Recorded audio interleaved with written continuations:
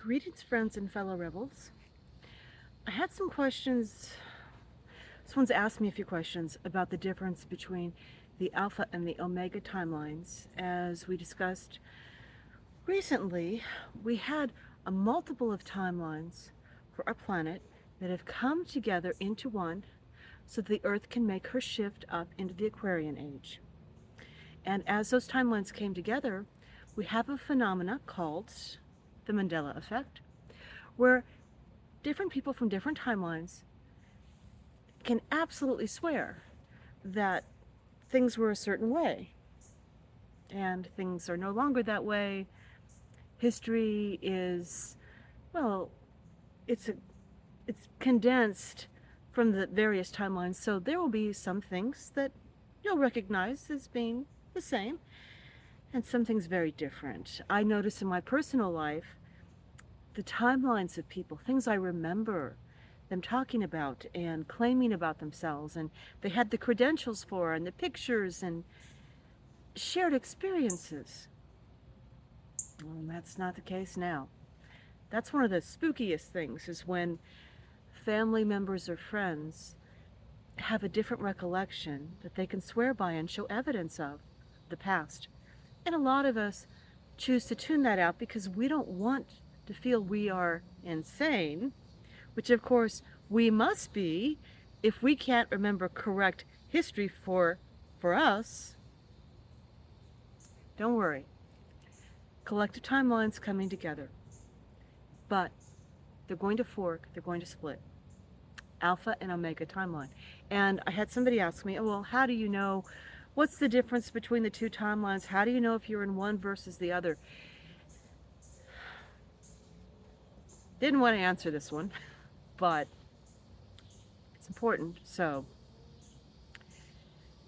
the Alpha timeline is going to be, is about developing your spiritual abilities, your internal, organic, physical self, the light bodies, astral, etheric, and beyond, as well as the physical body, which is going to steadily shift and changes, even now in the process of shifting and changing up. You're being upgraded, and all the things that you require technology to do now, you'll be able to do organically once you upgrade and learn.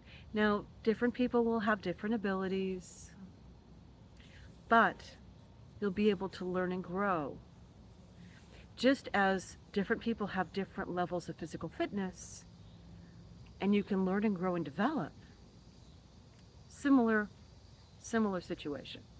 Now, the Omega timeline, by contrast, those who choose that will be choosing security, comfort, and convenience over all of the stress and trouble and difficulty of having to actually physically grow into that. They will be utilizing technology in the same way we will be using the organic physical. We will also have technology. We'll have some amazing technology, which will work with our gifts, but the technology will be in service to us. It will be enhancing us and enhancing what we can do and our life and our lifestyle. It'll be a tool. It won't be something that we plug into so constantly and consciously that it becomes a part of us. And therein is the difference. With organic spirituality, the timeline that we are moving into, it it's of source, which means the intention of life is to harmonize with other life and to create new, interesting, wonderful, and beautiful experiences, life forms. Um, it's a harmonization of forces where everything is working together. It's like a symphony. Everything has its place. Things can move and shift and change, which makes things a little bit scary and a little bit unstable. and a little bit inconvenient, but that's all part of the adventure. Now, for the Omega timeline, everything is decided for you. You don't have to worry about, deciding which direction to jump and how you're going to develop or change it. That's going to be something that you can just slot yourself into. It's going to be the decisions will be made for you by a higher power, and you can just jump into that role and serve as you are directed to. And as long as you serve to the benefit of that which is directing you, then you'll be fairly comfortable and protected for the most part as kind of a hive mind situation. Now, what you will notice as the timelines begin to part is there will be those who will demand spiritual sovereignty, spiritual that we have worth. We are intrinsically worth. Whereas the Omega timeline is more about how you serve the collective and how the collective serves the elite, those who are over them, who are more important than they are. It continues in the hierarchy. Um, Alpha is more egalitarian. We're all different, but we're all important. Whereas the Omega, it you don't need sovereignty. You don't need that. You need to serve, and you serve the hive, and the hive is more important than you are. Your individuality is not important. You have to adapt. Now we're seeing a certain strategy with the Omega. First, it creates division. Everyone against each other, white against all other races, woman against man, woman and man against the non-binary. It seeks to pull the humanity and the worth of our differences and working together and the melting pot and learning from each other and working with each other. It pulls that away from us, and it degrades anyone who would be a hero, who would speak out against, who would push for individual rights and sovereignty, and it pushes against that. It creates division, and we must all conform. Now, it's a bit of a trap because in order to be special and wonderful, you have to be a minority, you have to be unusual, you have to be something that is approved of by the elite. And you can be special if you step into that.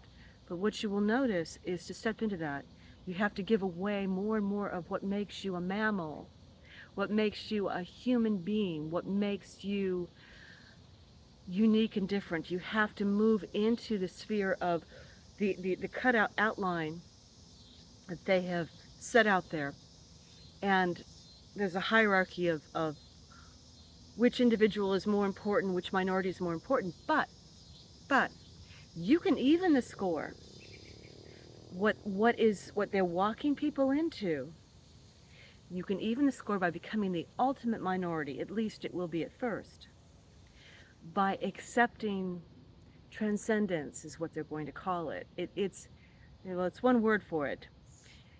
They're going to want to introduce the mechanization of humans, the nanos into your system that's going to, in their words, make you better, improve you, upgrade you. See, they're getting an upgrade too, but for them, it's going to be technology. And it will start small, things that you wear, and then it will be, but it's so inconvenient. You should just embed it under your skin. Well, you should just embed it into your brain. Well, you can augment your brain by connecting it to the internet of things, the internet of people.